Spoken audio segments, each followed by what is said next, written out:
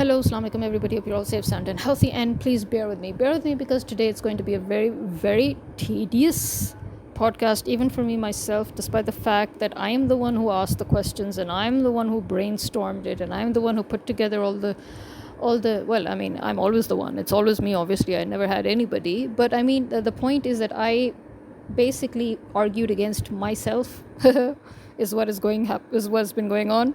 I mean, I had a discussion with my dad, but I had a discussion with other analysts. Remember that my dad too has been a veteran political activist, as well as a political party member, as well as a student wing leader of his time, as well as an analyst, and he has also been in capacity of advisors. So I'm here speaking with people like that. Okay, I'm here speaking with people who are political analysts. I'm here speaking with people who themselves are political activists. I'm here speaking with everybody, but I am somehow I'm being stubborn. Okay, I'm being stubborn here. I'm maintaining my own instinct, because in my case, as I said, it's not about politics, it's about people. I look at people, I know people, I see how people move, and I predict accordingly. And so for me, it's always instincts based on all the information that I've always amassed or gathered, from history to current affairs to what is going on around me, to how people around me are behaving, to how people around me are analyzing as well. I literally drink in all that stuff, and then I bring in my own 2 cents, and then I fight against myself using all that they're saying and using all that I'm saying. Okay, so, and obviously there's the Google AI, which helps me sort my thoughts out, and then I like to put that together in notes. But then that also means that I will probably go a bit haywire looking for those notes, and so I might either contradict myself or make no sense. So bear with me is what I'm saying. Okay, basically, okay, as I said, I kept on feeling that this whole circus which they created, where they hyped Imran Khan's medical condition, and then they hastily opened the court of law, and then they pretended to listen to his case, but they had already formed a decision that they had to take him to the hospital, and then they put the 48 hours that's the main circus here. Okay, so the main circus that I was probably the only one to have constantly questioned, until later on other people also realized and started questioning. 48 hours. Why 48 hours? What are they trying to do to stall that time? What are they trying to do in that time period? What is it that they want to do, where they want to make sure that Imran Khan isn't out, but at the same time, he will get out when he will get out? And then, them filing the petition. I mean, we all mock the law minister for not knowing the law, but you cannot say that, especially when their own government, the PMLN, has used this law to their benefits like every single time. How can they not know this law, which states that, if a prisoner is in an emergency situation, or if he has to have an operation, for example, or if it's something that is, that needs to be dealt with, in a hospital, then yes, he has the right to go to a private institution of his own choosing, and obviously his doctors, he has the right to choose his own doctors. So you can't tell me they didn't know that, right? So they suddenly realized that, we didn't know that, and then they come today, was it today? Yeah, today of all days, I think, they come and they withdraw with the petition. So guess what happened today? Guess what? The 26th Amendment, which everybody thought was already approved, that actually got approved today. And it made the breaking news. And so people are thinking, okay, so what about it is such a big deal? Because we already knew that they wanted to give the whole sole power to Asim Munir, that he wants to be president, that he's using the constitution and changing the constitution and creating all these amendments and reforms, which his predecessors have done, in order to ensure that, he is legally the president and cannot be easily removed. And then we already knew about his, lifetime immunity, which obviously Zardari only agreed to sign on that if Zardari too was given a lifetime immunity, right? So why is this, sorry, 27th amendment, I was saying 26th. So 27th amendment. So why is it a big deal that it was finally signed today? Let's try to understand. They did some tweaks, okay? They did some further tweaks before signing. And the tweaks were basically on how the actual laws were going to be facilitated, how they're going to be operational, okay? So let's put it this way. While the public already knew about the broad conceptual strokes of the 27th Constitution Amendment, the charade of Imran Khan's court deadlines and the rushed petitions, they served to minimize scrutiny over how the actual laws were written and operationalized today. Which I know people are going to again argue with me that no, we already knew that. Okay, let's just try to get into the nitty-gritty of it, okay? A constitutional amendment only creates a concept, right? Like the office of the CDF. Ordinary legislation defines its absolute powers.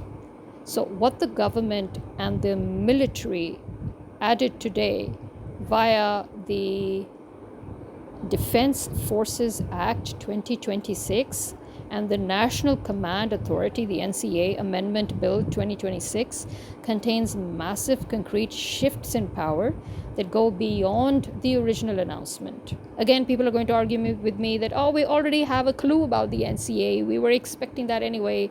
It was no surprise. Okay.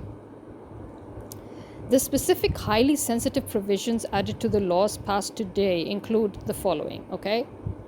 Before you argue with me, just let's go through it, okay? Number 1, stripping judicial oversight, which means absolute court immunity. Which again, as I said, please don't argue with me. I know you're going to say that he's already set up the Constitutional Court and it's under federal and this and that, blah, blah, blah. Okay. Now, but understand, the single most controversial addition passed today explicitly states that the appointment, reappointment, or service extension of military leadership cannot be challenged in any court of law. Why it was hidden? The Supreme Court of Pakistan has historically intervened in military extensions, such as the infamous General Bajwa extension case.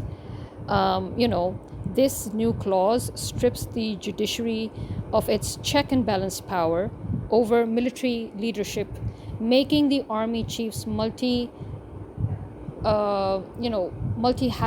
tenure, you can say, legally untouchable. Okay? So again, as I said, you're going to argue with me that they'd already established the court. Yeah, they established the court. But now it is part of your constitution, signed and approved. Before, people could have easily overturned it. Now people will have to go through the constitution to overturn it. Which again, people would say, so what? Any new government, which we know any new government that comes can restructure, the whole constitution, putting it back to reset.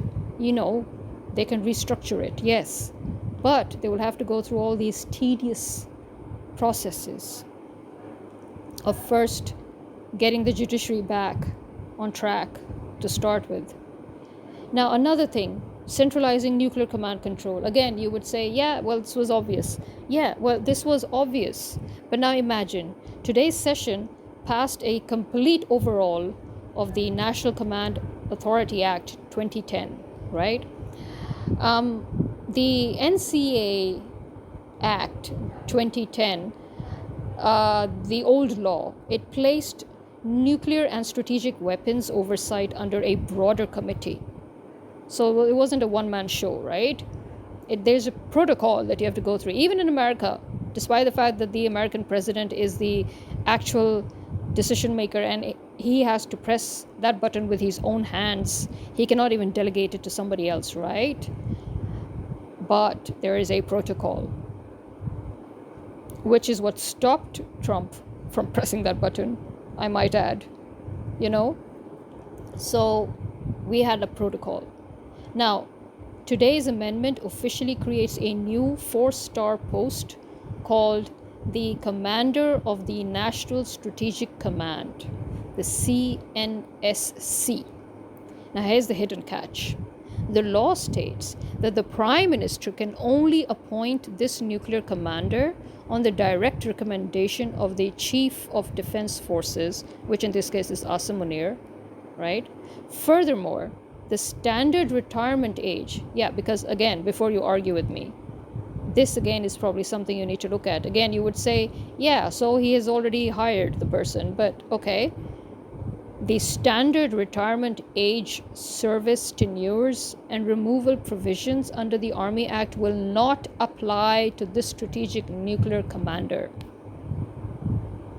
That's the catch. The catch is not that he is going to be appointed on the direct recommendation of the Chief of Defense Forces. No, because we already knew that. The catch is, to me, that the standard retirement age, service tenures, and removal provisions under the Army Act will not apply to this strategic nuclear commander. Now, number 3, the third tweak. Absolute administrative autonomy. Again, you would say, hello, we already knew that the whole amendment was centered around it.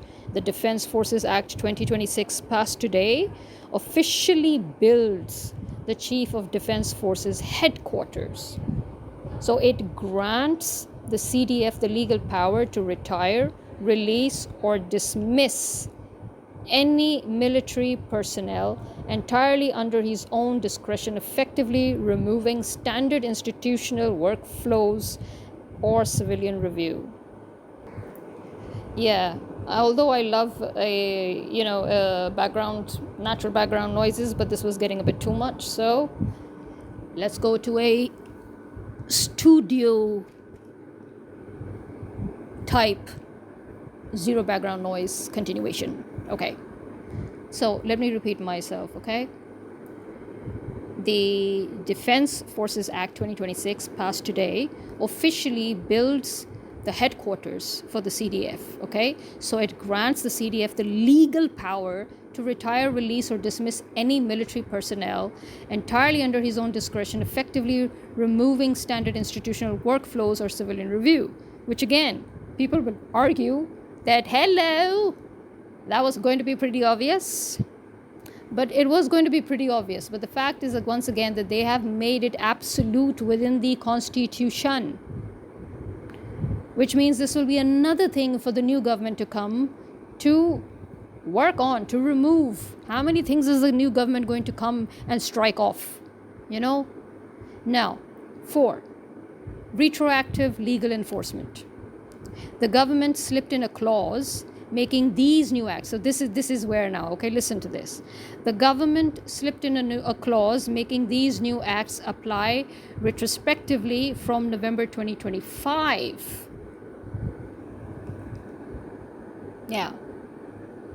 They sort of backdated it to November 2025.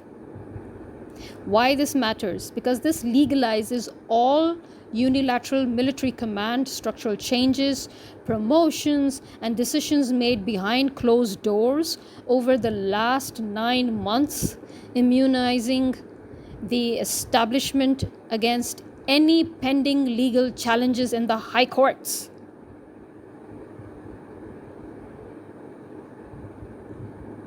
I'll tell you why I'm screaming about all of this at the end. I know that we have one answer to all of this. Whenever a new government comes, it will reset the button. It will strike off all the amendments like they did with Musharraf 18 amendment and all that. Okay, but listen to me, okay? The strategy behind the noise. This was the point I was trying to make for 2 days when I said that they are hiding something that they do not want us to know. They started this meeting on the 17th of August. Look at the timing, please, everybody.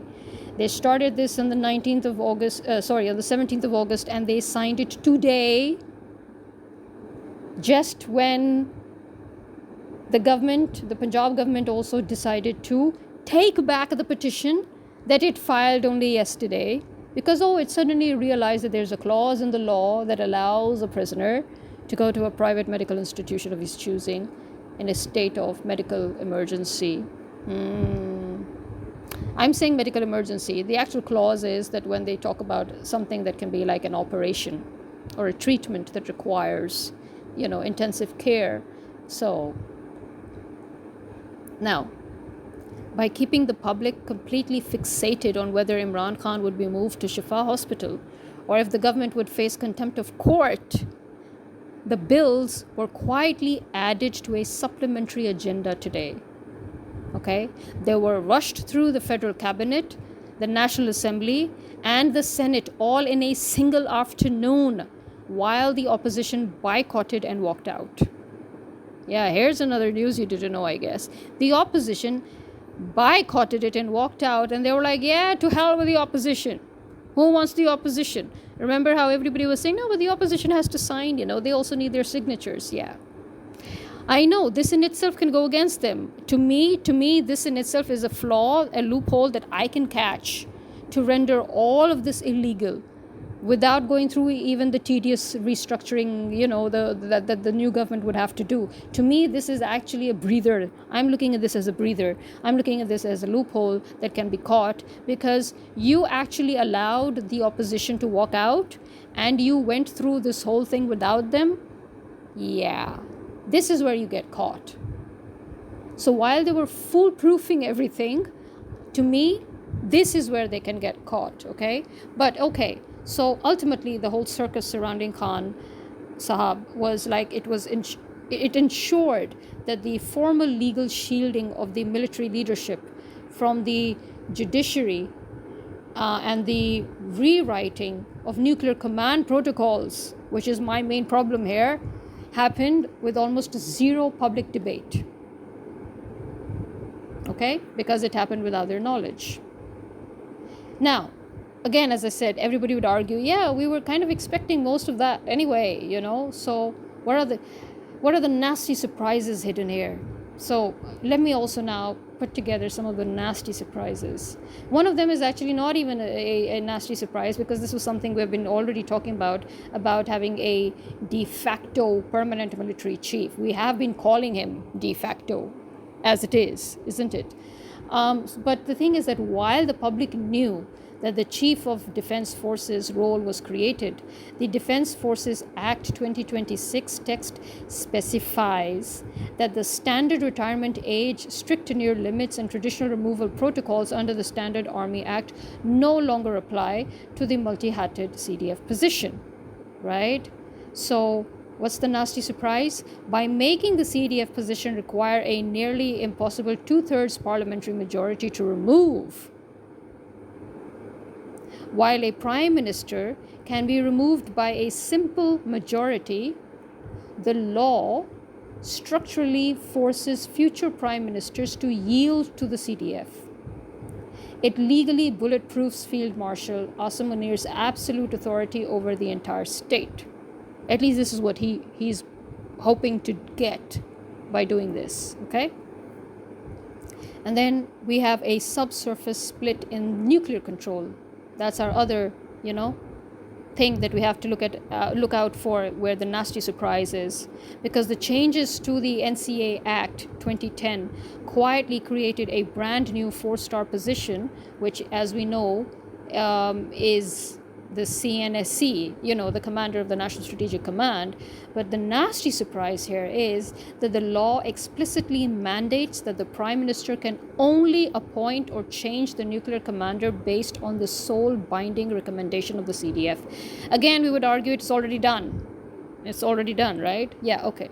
But this legally strips the civilian Prime Minister of independent discretion over the country's strategic and nuclear assets, transferring structural command directly to the CDF's new headquarters, which to us is obviously a huge, fatal decision. You're literally not even putting it at the hands of a committee or a commission, but you're putting it at the hands of one man. So absolute purge powers without civil appeal. This was the third thing that this bill did, right? It explicitly grants the CDF the unilateral power to retire, release, or dismiss any military, personnel, right? But the surprise here, the nasty surprise awaiting us here, is that historically, dissenting generals or officers could seek institutional or legal pushback if they felt a purge was political. Okay? So that check and balance, This clause ensures that the CDF holds an unbreakable grip over internal military dissent, forcing absolute total loyalty from top to bottom. So that mutiny, that much awaited mutiny, which after killing a few, kidnapping a few his family members and court-martialing the rest of them, he felt that no, he still needed to do more. So this was his do more. Because as I said, people would argue that, it was basically just, the goal was simply to codify an absolute military ruler, But if that was the goal, then the 27th Constitutional Amendment already gave Field Marshal Asim Munir the title. And it already gave him the combined service command, a tenure lasting until 2030. On paper, a direct martial law would have been much simpler. Right? So the real twist isn't that he wants to be an official dictator. It is what these specific laws are designed to let him rule. How? I'll tell you. These specific laws, right? They are designed to let him rule with absolute dictatorial power without having to declare martial law. Because remember, nobody was going to give it to him anyway. He was looking for so many ways to declare martial law. How many people did he kill? How many terrorism incidents did he stage? How many so-called dissenting groups or whatever it is that he claimed to have fought? So yeah. So that wasn't, it wasn't doing the job for him. So by pushing through these specific clauses today, the establishment created a setup that allows them to bypass the massive domestic and international penalties of an official dictatorship while keeping total control through 3 major legal mechanisms. 1, shifting the financial burden to the civilians, as if that wasn't already on us. Because if a general declares an official dictatorship, the military becomes directly responsible for Pakistan's crashing economy, its inflation, and public fury.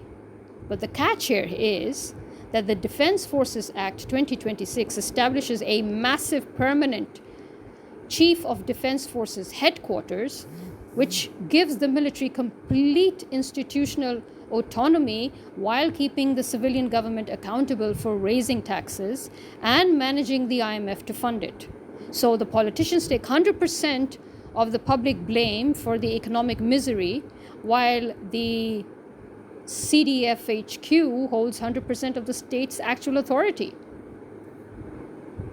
And then number 2, safeguarding global legitimacy and foreign aid, which, as you know, was something he was really, really desperate for. So an official military dictatorship triggers severe international consequences, as we know.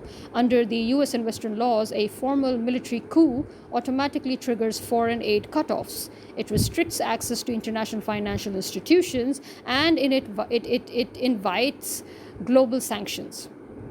So the catch here is that by using a submissive civilian parliament to pass these bills by majority vote, again, which I say is where we have our catch, our loophole, and that is, it was, the opposition walked out. But okay, so the establishment can tell the United States, the IMF, and foreign investors that Pakistan remains a functioning constitutional democracy.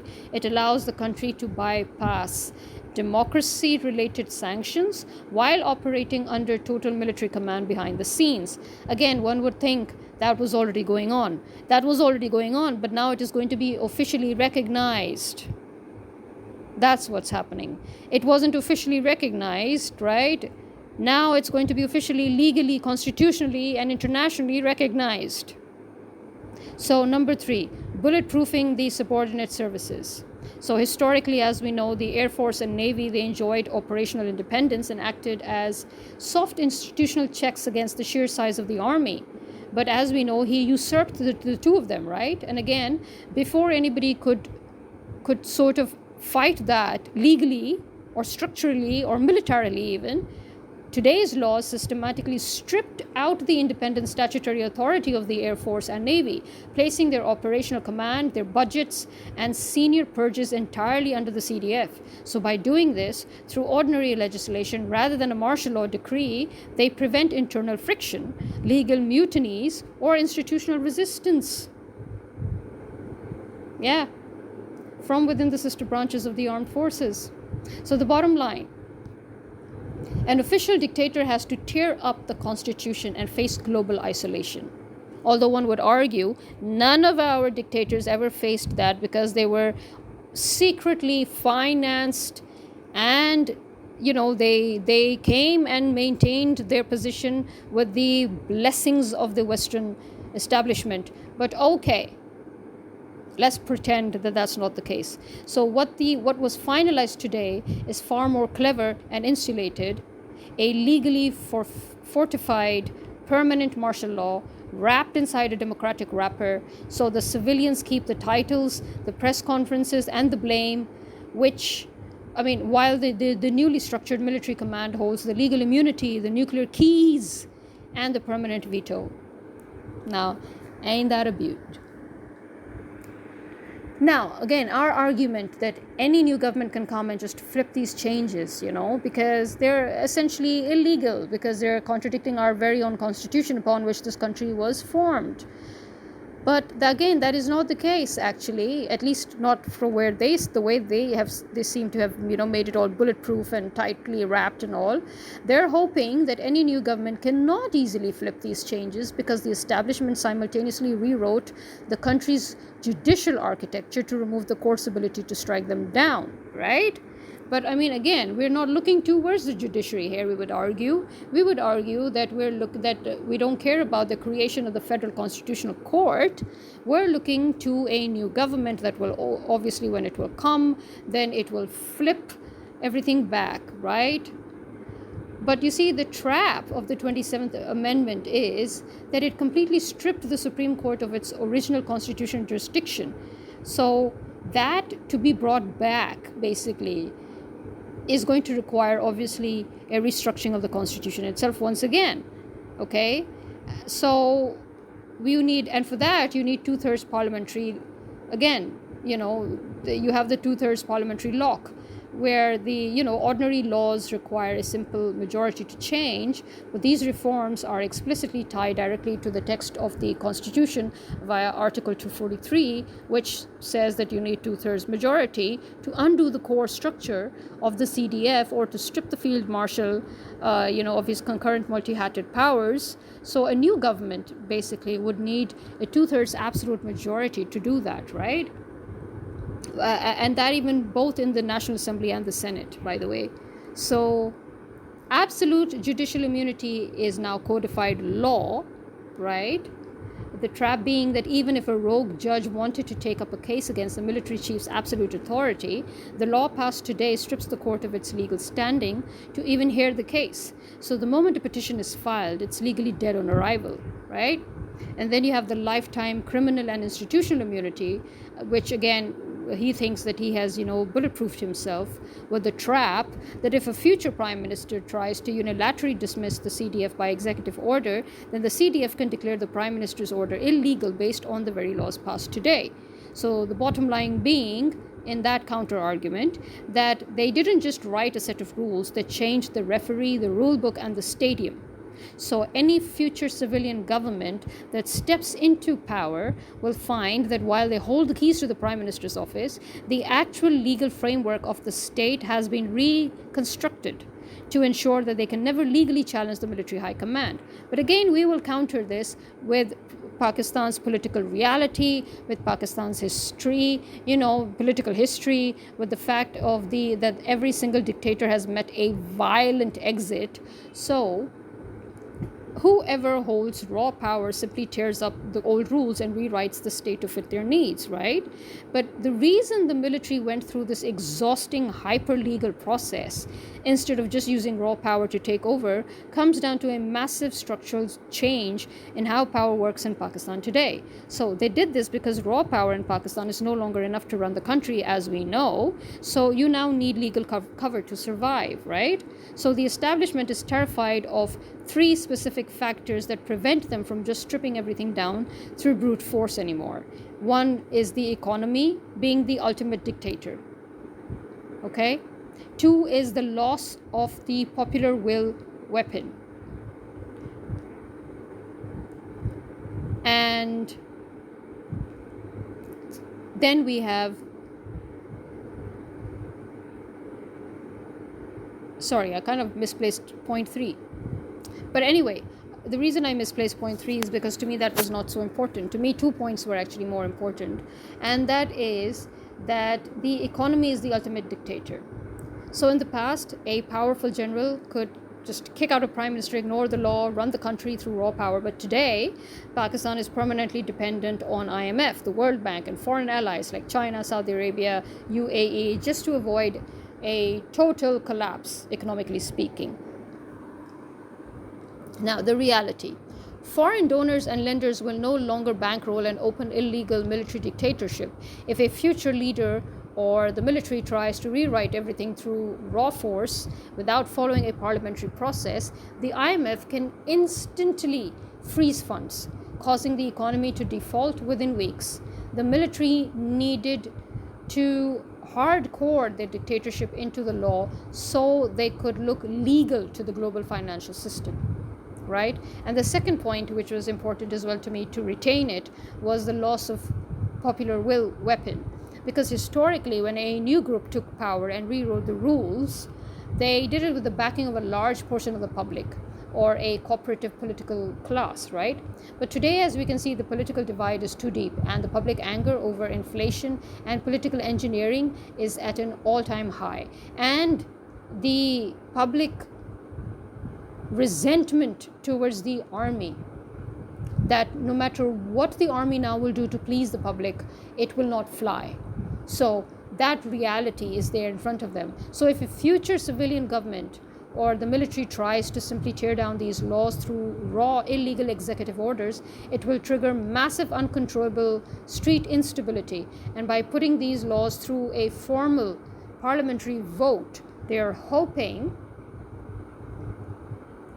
that they will secure their position a little more smoothly. But you see, now here we have one thing. We have the pressure of the one-man column. By centralizing all military, nuclear, and legal veto power into a single office today, General Asim Munir has made himself the sole pillar of the entire state system, right? And in a highly polarized country facing economic distress, a single breakdown, whether it is a major economic default, an unpredictable judicial rebellion, or a health security crisis, as in a health or security crisis, it can cause the entire structure to collapse instantly. So the institutional safety net here is that whether General Munir succeeds in becoming president or faces a sudden exit, the military has, as an institution, built today's laws to protect the office, not just the man. And that is where my initial original question and suspicion and cynicism that I've always put forward comes. Remember, I kept on saying that how is it that we are the 5th largest army in the world and there is not a single army, not a single soldier, not a single major, not a single lieutenant general, not a colonel. I mean, nobody who could actually raise a mutiny. And, whenever people said, oh, don't blame the army, it's just those few generals on top and hierarchy this and hierarchy that and training this and training that, I kept on and on talking about exactly this thing when I said, look at your history. If your army was truly sincere, if your army was truly your own army, after the Ayub incident, they would have regulated their laws, they would have restructured our organization, they would have restructured their martial law to ensure that never again will the military outfit ever be entangled with a civilian political outfit. Never ever again would there be interference, by the military. Never ever again would anybody within the military have any leeway to take up dictatorship. But they never did that, remember? Instead, look at what have they done now. Are you seriously going to tell me that this was only and only Asim Munir protecting his position? I mean, this institutional safety net in itself, it just tears down even this popular concept that, oh, Asim Munir is doing this to get his one-man show and to get his... Yeah, then why this? Why this safety net that even if the man goes, the office is protected? Because by hard coding these powers into the constitution and ordinary law, the establishment, which people seem to say, oh, there is no establishment, it's just a one-man show. So the establishment has ensured that even if Asim Munir leaves the stage tomorrow, the next army chief will instantly inherit this massive bulletproof legal fortress. And I guess that's what they were all, we were all banking on, I mean, we were all banking on the fact that, oh, you know what, Ziaul Haq made amendments, but at the end of the day, he died with exploding mangoes, Ayub exited tragically, Musharraf was ousted tragically, so no matter how much they try to but that's the thing, they did not try to fortify their institution this way, you see. So their violent their violent exits had nothing to do with the institution per se. I mean, the institution could declare itself to have nothing to do with them, right? They could easily put all the blame on Musharraf, they could put all the blame on Ayub, they could put all the blame on Yahya, they could put all the blame on Ziaul Haq. You understand what I'm saying? But the thing is that from what we know, that even through that, with they exited after a decade at least, right? None of them exited within a year or two. It took a decade or more to remove them, right? And as we know historically, a decade is enough to cause you 50 years of damage, which is what, if you remember, I've always said that in my older podcast whenever I talked about Imran Khan, and said that on a good day it would take him 50 years. But now is not a good day. So now even if Imran Khan comes, see, that's the thing. First, they made landmines for Imran Khan. Now, they've shattered the whole earth, the whole soil here. It's not just landmines. It's bomb grenades now. So, and not just Imran Khan. It's like basically for whoever comes. So they had laid landmines for Imran Khan to ensure that if he came, he would be sabotaged at all cost, right? But now the freaking grenade that they've put here is that no matter who comes, it will take them now a good 100 years to get the country back to where it should be. Unless again it's going to be somebody who will come with a full dictator-like force in civilian clothing and kick everybody out and do massive restructuring, resetting buttons and all. But again, one of the biggest buttons that they will have to press is restructuring the military outfit. And this is basically what the military outfit itself tried to do here, is they think that by hard coding these powers into the constitution and ordinary law, that they've ensured their safety, their institutional safety. You understand? That they will not be able to get a reset. And that, my friends, is what they were doing when they started hailing bullets in Kashmir, and then they started the circus here with Imran Khan's health. This is what I think. Tell me what you think. Am I still not making sense? Is there something still missing? I feel there is still something missing, yes, because as I said, everybody's going to argue with me that, oh, all of this is expected, and despite all the fear mongering here, whoever comes will definitely flip everything back. Yes, whoever comes, but again, after how many years? I mean, look at you people, you're all freaking asleep. Every time it takes you like a full freaking decade to get off your asses to even remove a freaking dictator. But you wouldn't get off your asses for Imran Khan in jail. No, for that you were hoping for a miracle. With a country like yours, I'm sorry, but there's no future. I'm sorry. But this is also something I've been predicting for decades. And I think Imran Khan finally realized something that, as my dad said, my dad realized it way back when he realized how Bhutto had betrayed the country. And when he saw his political circles in the political corridor, and when he saw the people around him, he realized that no, this country did not deserve to be fought for so much that one should risk one's own whole life and mental peace. This country does not deserve it. And this was something I already always said myself. I've been saying this for God knows what, 25 years now? This country, definitely 20 years. This country does not deserve to be fought for. And now we were both thinking that, maybe Imran Khan has also realized this. Finally, that nothing's going to change. I've wasted my time, and now it's a do or die moment, and I'll just go with what I have, and I will not compromise. To hell with everybody else. And kudos to that. This is me signing out. Khuda Hafiz.